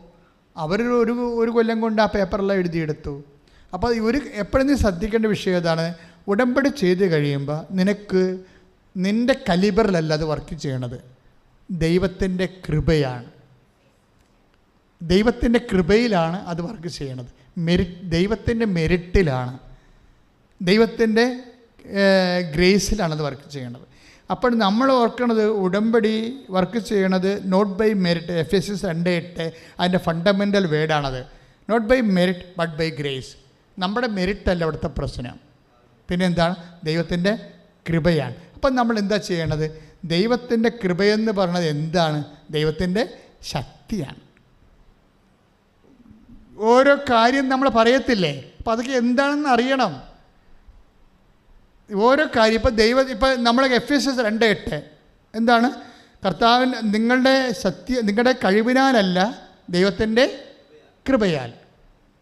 അപ്പോൾ നമ്മുടെ കഴിവ് ചിലപ്പോൾ ചില കാര്യങ്ങൾക്ക് കഴിവില്ലാണ്ടിരിക്കും, ചില കാര്യങ്ങൾക്ക് കഴിവില്ല, ചിലപ്പോൾ സ്വാധീനമില്ല. ഇപ്പോൾ ഇന്നലെ ഒരു സാക്ഷ്യം പറയുമായിരുന്നു. എന്താ പരിപാടി എന്ന് വെച്ചാൽ അവരുടെ ഭർത്താവ് ഇനി ജോലിയില്ല, ഡ്രൈവറാണ്, ജോലിയില്ല. അതാണ് പ്രശ്നം. ടാക്സിക്ക് ഓട്ടമില്ല, കൊച്ചിന് മരുന്ന് വേണം, വീട്ടിൽ ഭക്ഷണം വേണം, കറണ്ട് ചാർജ് അടക്കണം, എല്ലാം കൊണ്ട് നടക്കണില്ല സംഭവം. അപ്പോൾ അതുകൊണ്ട് ഇവരെന്താ വെച്ച് കഴിഞ്ഞാൽ ഇവർ തോറ്റെന്ന് കണ്ട് അവിടെ മെരിറ്റ് പോയി. മെരിറ്റ് പോയാൽ പിന്നെ എന്താ വർക്ക് ചെയ്യണത്? ഗ്രേസാണ് വർക്ക് ചെയ്യണത്.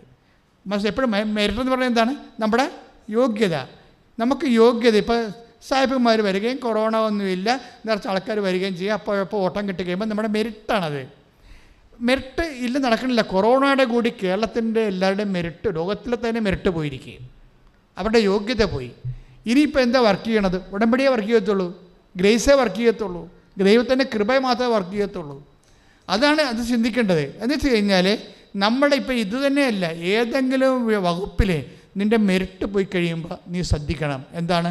കർത്താവിൻ്റെ ഗ്രേസ് വർക്ക് ചെയ്യാൻ സമയമായെന്ന്. അല്ലാതെ ഒരു പൊക്കും പോയെന്ന് പറഞ്ഞ് പോയി കെട്ടിത്തൂക്കേണ്ട കാര്യമില്ല. അതായത് എപ്പോഴെങ്കിലും നിൻ്റെ ഒരു മെറിറ്റ് പോയാൽ, ഇപ്പോൾ ഈ ചേച്ചി എന്താ പറയണത്? ഞങ്ങൾക്ക് ഒരു ഓട്ടം പോലും കിട്ടണില്ല, 2 കുഞ്ഞുങ്ങളുണ്ട്, ഇത് എങ്ങനെ പോറ്റും? അപ്പോൾ ഞാൻ കർത്താവിനോട് പറഞ്ഞു, കർത്താവേ, ഈ ഒരാഴ്ച ഒരു ഓട്ടം കിട്ടിയാൽ എങ്ങനെ ജീവിക്കണം? റേഷൻ മേടിക്കാൻ പോലും പറ്റത്തില്ലല്ലോ എന്ന് പറഞ്ഞു. അപ്പോൾ പരിശുദ്ധാത്മാ പറഞ്ഞു, നീ ഉടമ്പടി തൈലം എടുത്ത് നിൻ്റെ ഭർത്താവിൻ്റെ കാറിൻ്റെ താക്കോലെ തേച്ച് വെക്കാൻ പറഞ്ഞു. ഇതാണ് ഞാൻ ഒന്ന് പറയണത്. അവർക്ക് അതിനുള്ള ഫെയ്ത്ത് ഉണ്ട്. അപ്പോൾ നിങ്ങൾ ഓർക്കും, ഇത് എന്ത് പൊട്ടം ഭർത്താവാണ് ഈ അച്ഛൻ പറയണത്? പിന്നെ ഉടമ്പടി തൈലം എടുത്ത് കാറിൻ്റെ ചാവിയിട്ട് തേച്ചിട്ട് എന്ത് കാണിക്കാനാണ്? ഒന്നും കാണിക്കാനില്ല. കിട്ടിയ വണ്ടിക്ക് വീട്ടിൽ പോയാൽ മതി. നിങ്ങൾ എന്താ പ്രശ്നം വെച്ച് കഴിഞ്ഞാൽ, ഇത് ഒരു ഇൻവെസ്റ്റ്മെൻറ്റാണ്. ഈ ഇൻവെസ്റ്റ്മെൻറ്റ് നിങ്ങളുടെ കയ്യിലില്ലെങ്കിൽ ഉടമ്പടി നിങ്ങൾക്ക് ഫലമാകാൻ സാധ്യതയില്ല. കാര്യം ഇവരെന്താ ചെയ്തിരിക്കണത്? ഇവർ ഓട്ടമില്ലെന്ന് പറഞ്ഞപ്പോൾ തന്നെ ആ കാറിൻ്റെ ചാവി ഊരിയെടുത്ത് വെച്ചും പ്രാർത്ഥനാ മുറി പോയിച്ചും ഉടമ്പടി തൈലം എടുത്തിട്ട്, ഞങ്ങളെന്താ ചെയ്തിരിക്കുന്നത്? ഉടമ്പടി തൈലമല്ലല്ലോ, അതൊരു മീഡിയമല്ലേ. ഞങ്ങളെന്താ ചെയ്തിരിക്കുന്നത്? യേശു കർത്താവാണെന്ന് പറഞ്ഞ് ദൈവം അവനെ മരിച്ചവരെന്ന് ഉയർപ്പിച്ചു എന്ന് പ്രഖ്യാപിച്ചുകൊണ്ടാണ് ഈ ഉടമ്പടി തൈലം ബ്ലെസ് ചെയ്തിരിക്കുന്നത്. അപ്പോൾ ചത്ത് കിടക്കണ കാറ് ഓടാൻ തുടങ്ങും പിന്നീട്. പക്ഷെ അത് ആട്രിബ്യൂട്ട് ചെയ്യണം നമ്മൾ. അവിടെയാണ് എൻ്റെ വിഷയം ഇരിക്കണത്. ചേച്ചി എന്താ ചെയ്തത്? ചേച്ചി ഈ ഉടമ്പടി തൈലത്തെ കാറിൻ്റെ താക്കോലിൽ ഉടമ്പടി തൈലം തേച്ചിട്ട് വിശ്വാസ പ്രമാണം ചൊല്ലി. യേശു കർത്താവാണെന്ന് പറയുന്ന പേര് നമ്മളെന്താ ചെയ്യണത്? അതിൻ്റെ ബ്രോഡ് ഫോമാണ് ഉപയോഗിക്കുന്നത്. എന്താണത്? വിശ്വാസ പ്രമാണമാണ്. ഇപ്പോൾ വിശ്വാസ പ്രമാണം നിങ്ങൾ കാണാതെ പഠിക്കാൻ തന്നെയല്ല, നിങ്ങളത് പ്രോഗ്രാം ചെയ്തിട്ട് വേണം ലോഞ്ച് ചെയ്യാൻ. അല്ലാതെ ആകാശത്തിന് ഭൂമി സൃഷ്ടാൻ കർത്താവ് മിക്കവാറും നാവ് പിഴുതു പോകാൻ സാധ്യതയുണ്ട്. കാര്യം ദൈവത്തെ കളിയാക്കണതാണത്.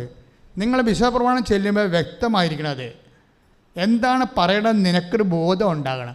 ആത്മീയത എന്ന് പറയുന്നത് ബേസിക്കായിട്ട് it is A conscious and faith is A conscious. അതായത് വിശ്വാസം എന്ന് പറയുന്നത് ഒരു ബോധമാണ്. ശ്രദ്ധിക്കട്ടെ. ഹല്ലേലൂയ.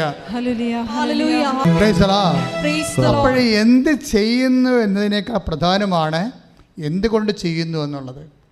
എന്നതിനേക്കാൾ പ്രധാനം എന്തുകൊണ്ട് ചെയ്യുന്നു. അവരെന്താ ചെയ്യണത്? അവർ യേശു കർത്താവാണ് എന്ന് ഏറ്റുപറയുകയാണ് അതരം കൊണ്ട്. പിന്നെന്താ ചെയ്യണത്? ദൈവം അവനെ മരിച്ചവെന്ന് ഉയർപ്പിച്ചതുപോലെ ഈ ചത്ത് കിടക്കുന്ന ഞങ്ങളുടെ സാമ്പത്തിക ജീവിതത്തിൽ നിന്ന് കർത്താവെ നിന്നൽ വിശ്വസിക്കുന്ന കാരണം ഇത് ഉയർത്തെഴുന്നേറ്റ് വരാൻ വേണ്ടിയാണ് ഇവരിത് ചെയ്യണത്. അവരുടെ വിശ്വാസം പ്രഖ്യാപിക്കുകയാണ്. അവർ പ്രഖ്യാപിക്കുകയാണ് ചെയ്യണത്. ഈ നേർച്ച വസ്തുക്കളെല്ലാം നമ്മൾ ചെയ്യുമ്പോൾ നമ്മൾ വിശ്വാസ പ്രമാണം കൃത്യമായി ഡിലിജൻ്റായിട്ട് ചൊല്ലിയിട്ട് നമ്മൾ ഉറപ്പ് വരുത്തണം. Do you believe it? നിങ്ങളത് വിശ്വസിക്കുന്നുണ്ടോ എന്ന് നിങ്ങളോട് തന്നെ ചോദിക്കണം. അപ്പോഴാണത് ആക്ടിവേറ്റ് ആകണത്. അല്ലാതെ ഞങ്ങൾ പറഞ്ഞു എന്ന് പറഞ്ഞ് ഓട്ടോമാറ്റിക്കായിട്ട് നിങ്ങൾ ചെയ്യണതല്ല. അച്ഛൻ അങ്ങനെ പറഞ്ഞു അതുകൊണ്ട് ഞാൻ ചെയ്യണം, അങ്ങനെയല്ല. നിങ്ങളത് എക്സിക്യൂട്ട് ചെയ്യുമ്പോൾ നിങ്ങൾ തന്നെ വിശ്വസിക്കണം. Do you believe it? I believe it? ഞാനതിൽ വിശ്വസിക്കുന്നുണ്ടോ എന്ന് ചോദിച്ചിട്ട് വിശ്വാസം ഉറപ്പ് വരുത്തണം. എന്നാ പറ്റുമെന്നറിയാവോ? ചേച്ചി നല്ലോണം വിശ്വസിക്കുന്ന ആൾ തന്നെയാണ്.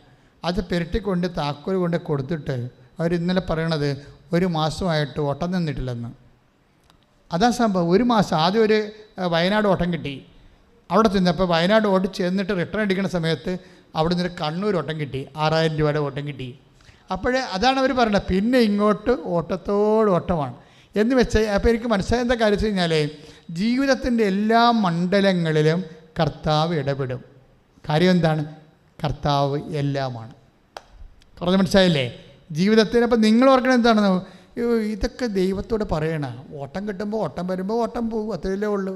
ഓട്ടം കിട്ടിയിലേക്ക് പോയത് കിടന്ന് ഉറങ്ങും, അത്രയല്ലേ ഉള്ളൂ. ഇങ്ങനെ അത്രയല്ലേ ഉള്ളൂ എന്ന് പറഞ്ഞിട്ട് ഇപ്പം നിങ്ങൾ ഇത്രയല്ലേ ഉള്ളൂ ആ രീതിയിലായിപ്പോയില്ലേ? അങ്ങനെ അല്ല, അത്ര അല്ല സംഭവം. നിങ്ങൾക്ക് എന്തെങ്കിലും ഒരു വിഷയം വന്നാൽ നിങ്ങളുടെ ജീവിതത്തെ കർത്താവ് ലിഫ്റ്റ് ചെയ്യാൻ വേണ്ടി യേശുവിനെ കൂടി കൂട്ടണം അതിൻ്റെ കൂടെ. അതാണ് കർത്താവ് അവരുടെ കൂടെ പ്രവർത്തിക്കുകയും. 16 നമ്മൾ വായിച്ചില്ലേ, മർക്കോസിന് 16:20 എന്താ വായിച്ചത്? ഒന്ന് പറഞ്ഞേ, കർത്താവ് അവരുടെ കൂടെ പ്രവർത്തിക്കുകയും അടയാളങ്ങൾ കൊണ്ട് വചനം സ്ഥിരീകരിക്കുകയും ചെയ്തു. കർത്താവ് ചെയ്യണ കുറച്ച് കാര്യങ്ങളുണ്ട്. എന്തൊക്കെയാണ്?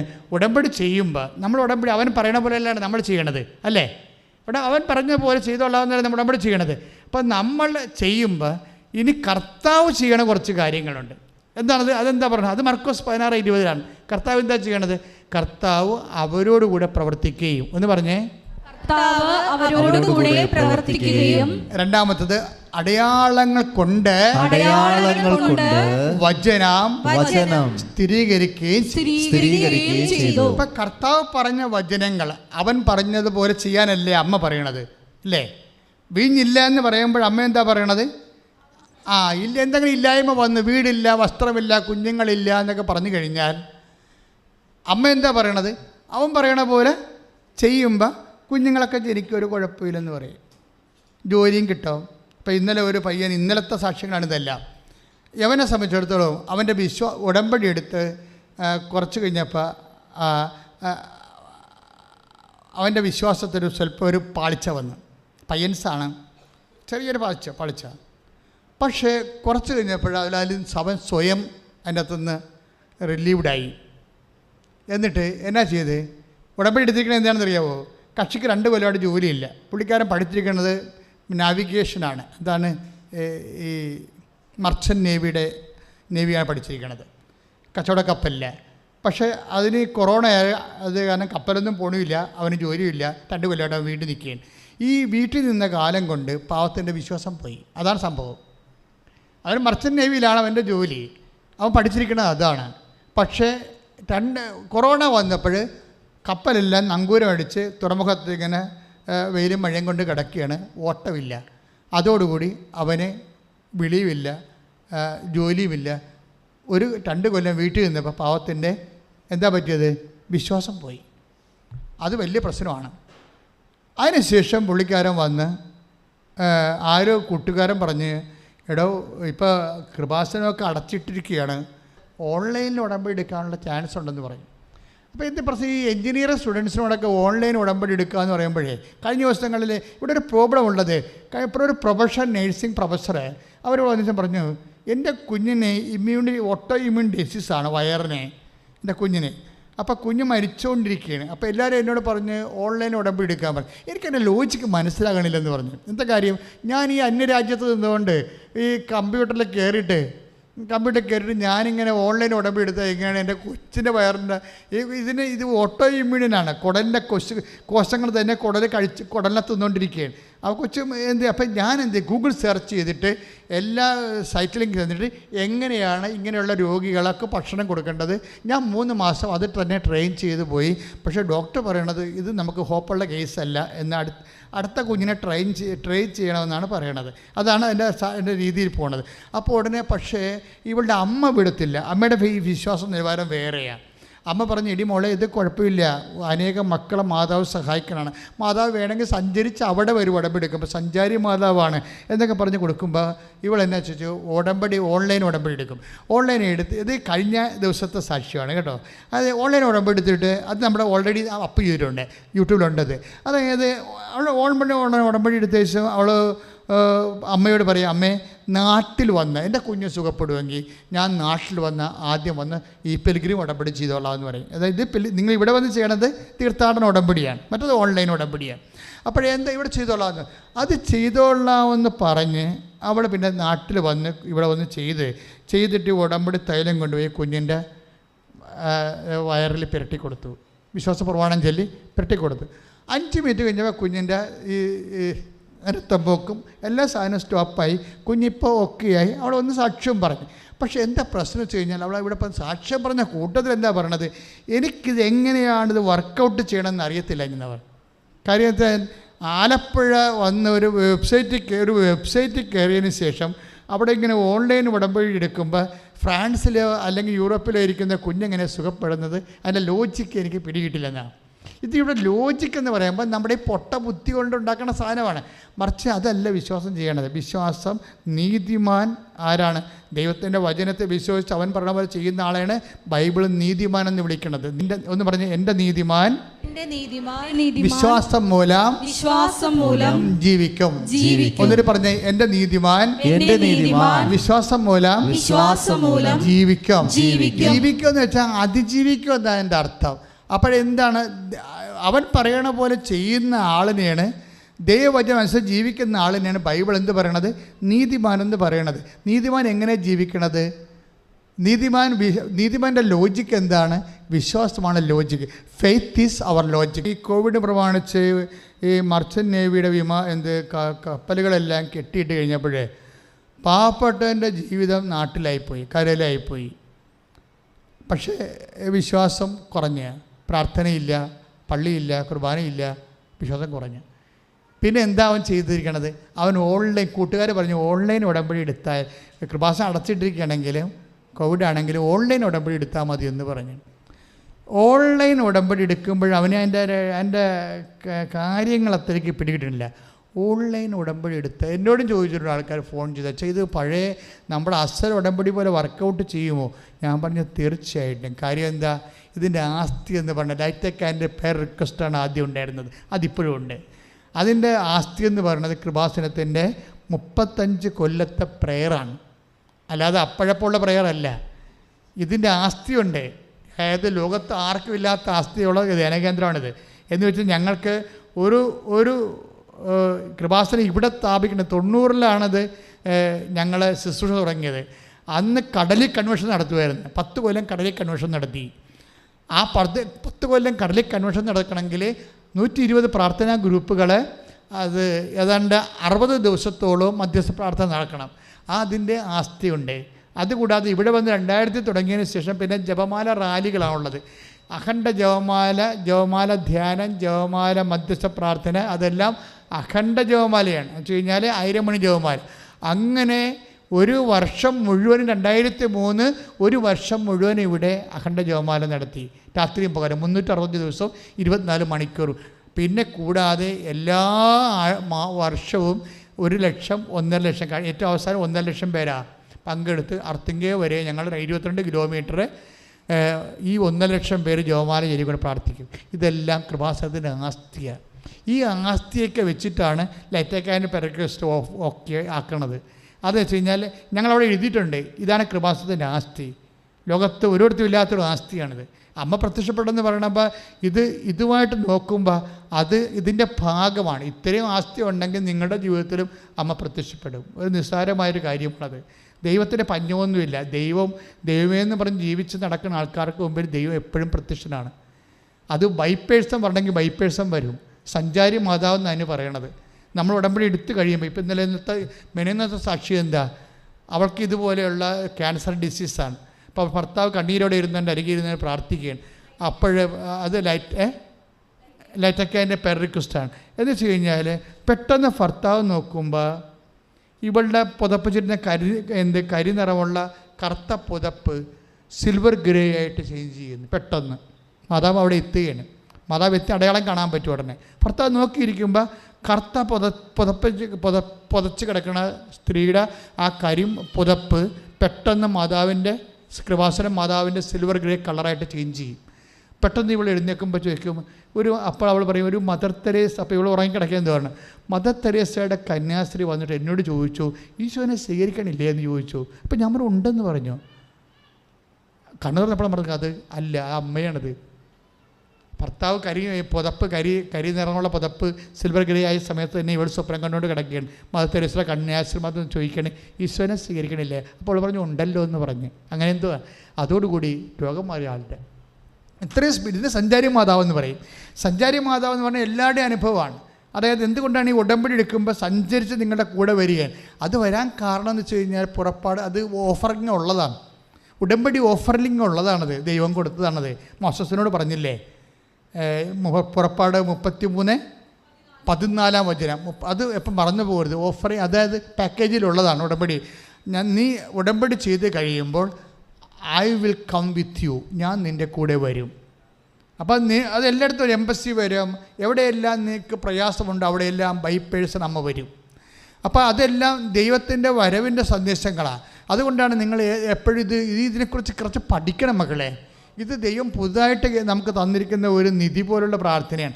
അതുകൊണ്ട് ഇതിൻ്റെ അകത്ത് ബൈബിളിൽ എന്തെല്ലാം തരത്തിലുള്ള പ്രോമിസിങ് കൊടുത്തിട്ടുണ്ടോ, വാഗ്ദാനം നടത്തിയിട്ടുണ്ടോ, അതെല്ലാം ഈ ഉടമ്പടി നിറവേറിക്കൊണ്ടിരിക്കുകയാണ്. അപ്പോൾ ഈ മർച്ചൻ്റ് നേവി പയ്യൻ്റെ പ്രശ്നം എന്താ? അവൻ ഈ ആസ്തികളിലേക്കാണ് ഉടമ്പടി, അവൻ്റെ കൂട്ടുകാരൻ വന്നിട്ട് ഓൺലൈൻ ഉടമ്പടി ചെയ്യണത്. കഴിഞ്ഞ ആഴ്ചത്തെ സാക്ഷിയാണ് കേട്ടോ. അതായത് ചെയ്ത് കഴിയുമ്പോഴും ഉടനെ, കഴിഞ്ഞ ആഴ്ചത്തെ ഇന്നലത്തെ സാക്ഷിയാണ്. അതായത് ചെയ്ത് കഴിയുമ്പോൾ ഉടനെ ഇവൻ ധ്യാനം കൂടാൻ തുടങ്ങും. ധ്യാനം കൂടി വന്നപ്പോൾ എല്ലാ കാര്യത്തിനും തീരുമാനമായി. വിശ്വാസമെല്ലാം തിരിച്ചു വന്നു. പ്രാർത്ഥനാ ജീവിതം കറക്റ്റ് ചെയ്തു. അതെല്ലാം ചെയ്ത് കഴിഞ്ഞപ്പോൾ 3 മാസം കൊണ്ട് ആ ഉടമ്പടി തീരുന്ന മുമ്പ് തന്നെ കർത്താവ് ഇവനെ വീണ്ടും കപ്പലിലേക്ക് വിളിച്ചു. എന്നിട്ട് 8 മാസത്തെ കപ്പൽ ജോലിയും കഴിഞ്ഞിട്ടാണ് അവൻ ഇന്നലെ വന്ന് സാക്ഷ്യം പറയണത്. അപ്പോൾ ഇതാണെന്ന് വെച്ച് കഴിഞ്ഞാൽ എല്ലാമാണെന്ന് കപ്പൽ ജോലിക്കാരന് കപ്പൽ ജോലി, രോഗിക്ക് ആശ്വാസം, ഇങ്ങനെ എന്തെല്ലാം OIT-കാരന് OIT, IELTS-കാരന് IELTS, ഇതിങ്ങനെ ഓരോ ആവശ്യം, വീട് വിൽക്കണോ, സ്ഥലം വിൽക്കണോ, അത് വീട് വാങ്ങിക്കണോ. ഇപ്പോൾ ഇന്നലത്തെ സാക്ഷ്യം എന്താണ്? അവരുടെ പ്രളയം കയറിയപ്പോൾ സ്ഥലമാണ്. പ്രളയം കയറിയിട്ട് അവിടെ ഇനി പൊറുക്കാൻ പറ്റത്തില്ല. 2010 ഇന്നലത്തെ സാക്ഷ്യമാണ് വയനാടുകാരുടെ. അതായത് പ്രളയം കയറിപ്പോയി. പ്രളയം കയറിയപ്പോൾ എന്നാ പറ്റിയത്? വെള്ളം ആറ്റുവെള്ളം കയറിയിട്ട് 2018 വെള്ളം കയറി, 2019 വെള്ളം കയറി. അപ്പോൾ ആ സ്ഥലം മുഴുവനും വിൽക്കാൻ പറ്റാത്ത കണ്ടീഷനായി. മകൾ ഉടമ്പടി എടുക്കാൻ വന്നപ്പോഴേ, അവളെ കെട്ടിച്ചുവിട്ട മോളാണ്, അപ്പൻ്റെ സ്ഥലം, വിൽക്കാത്ത സ്ഥലവും കൂടി ഉടമ്പടി വെച്ച് വീട്ടിൽ ചെന്ന് 2 ദിവസം കഴിഞ്ഞപ്പോൾ അപ്പനെ വിളിച്ചൊരുത്തൻ, നിങ്ങളുടെ സ്ഥലം കൊടുക്കുന്നുണ്ടോ എന്ന് ചോദിച്ച്. അത് 3 ദിവസം കൊണ്ടാണ്, എത്രയോ കാലമായിട്ട് വിൽക്കാത്ത സ്ഥലമാണ്, 3 ദിവസം കൊണ്ടാണ്. അപ്പോൾ നിങ്ങളുടെ സ്ഥലം കൊടുക്കുന്നുണ്ടോ? അപ്പം പറഞ്ഞ് കൊടുക്കണ്ടല്ലോ. എന്നാ വേണ്ടി വരുമായിരിക്കും? 20 ലക്ഷം വേണ്ടി വരുമെന്ന് പറഞ്ഞ്. ആ 20 ലക്ഷത്തിന് സ്ഥലമുണ്ട്, 17 തരാമെന്ന് പറഞ്ഞു. അന്ന് ഉറപ്പിച്ച് ചാപ്റ്റർ ക്ലോസ് ചെയ്ത്. സെക്കൻഡുകൾക്കുള്ളിലാണ് വിഷയം. എന്ത് ബ്ലോക്കി കിടക്കുന്ന സംഭവമാണ്. അപ്പം അതുകൊണ്ട് നിങ്ങൾ വന്നിരിക്കുന്ന സ്ഥലം നിങ്ങൾക്കറിയാമല്ലോ, ഉടമ്പടിയെ ബൂസ്റ്റ് ചെയ്ത് തരണതെല്ലാം അമ്മയുടെ പ്രത്യക്ഷീകരണമാണ്. അതുകൊണ്ട് നിങ്ങൾ ചെയ്യേണ്ടത് അമ്മയുടെ പ്രത്യക്ഷീകരണത്തിൻ്റെ സാക്ഷിയാക്കി എന്നെ മാറ്റണമെന്നാണ് പ്രാർത്ഥിക്കേണ്ടത്. അല്ല ഉടമ്പടി വെച്ചിരിക്കണ IELTS പാസ്സാക്കണേ, സ്ഥലം വിറ്റ് മാറണമെന്ന് പ്രാർത്ഥിക്കരുത്. മറിച്ച് എന്താണ്? അമ്മയുടെ ഒന്ന് പ്രാർത്ഥിച്ച്, അമ്മേ പരിശുദ്ധ അമ്മേ, അമ്മയുടെ പ്രത്യക്ഷീകരണത്തിന്റെ സാക്ഷിയായി എന്നെയും മാറ്റണമേ. അമ്മയുടെ പ്രത്യക്ഷീകരണത്തിന്റെ സാക്ഷിയായി എന്നെ രൂപാന്തരപ്പെടുത്തണമേ. ശ്രദ്ധിക്കട്ടെ. ഹല്ലേലൂയ. അപ്പോൾ വ്യത്യസ്തമായ സംഭവം കണ്ടില്ലേ നിങ്ങൾ? സ്ഥലം വിൽപ്പന, വീട്, ക്യാൻസർ, ജോലി, ഇങ്ങനെ എന്തുകൊണ്ടാണ് ഇങ്ങനെ എല്ലാ കാര്യങ്ങളും നടക്കണം? എന്തുകൊണ്ടാണ്? അതായത് ക്രിസ്തു എല്ലാമായതുകൊണ്ടാണ്. ഉടമ്പടിയിൽ എല്ലാ സമയത്തും ഞാൻ വിട്ടുമാറാതെ പറയുന്നൊരു സംഭവമാണ്. എന്താണ്? ക്രിസ്തു എല്ലാമായതുകൊണ്ടാണ്. അതാണ് കൊളോസ്യസ് 3:11, ക്രിസ്തു എല്ലാമാണ്. ഒന്ന് പറഞ്ഞേ, ക്രിസ്തു എല്ലാമാണ്. എല്ലാവരിലുമാണ്. ഉടമ്പടി എടുക്കുമ്പോഴേ എന്താണ് കിട്ടണത്? ക്രിസ്തുവിനെയാണ് കിട്ടണത്. പറഞ്ഞ മനസ്സിലായില്ലേ? അല്ലാതെ ഞങ്ങൾ വീട് വിറ്റു, അല്ല സ്ഥലം വാങ്ങി, നിങ്ങൾ വിദേശത്ത് പോയി എന്നല്ല പറയേണ്ടത്. ഞങ്ങൾക്ക് ക്രിസ്തുവിനെ കിട്ടിയെന്നാണ് പറയേണ്ടത്. ഇവിടെയാണ് ആൾക്കാർക്ക് തെറ്റിപ്പോണത്. നിങ്ങൾ ഓർക്കണം, ഞങ്ങൾക്ക് അനുഗ്രഹം കിട്ടിയെന്നാണ് ആൾക്കാർ പറയണത്. അനുഗ്രഹം അല്ല കിട്ടിയത്. Actually you got Jesus Christ. നിങ്ങൾക്ക് കർത്താവിനെയാണ് കിട്ടിയത്. ഒരു മനുഷ്യൻ്റെ ഭൗതികവും ആത്മീയവുമായ എല്ലാത്തിനും വേണ്ടിയുള്ള ദൈവത്തിൻ്റെ ഫുൾ ആൻഡ് ലാസ്റ്റ് ഓപ്ഷനാണ് ജീസസ് ക്രൈസ്റ്റ്. കൈയിട്ടിച്ച് കർത്താവിനെ സ്തുതിക്കട്ടെ. ഹല്ലേലൂയ.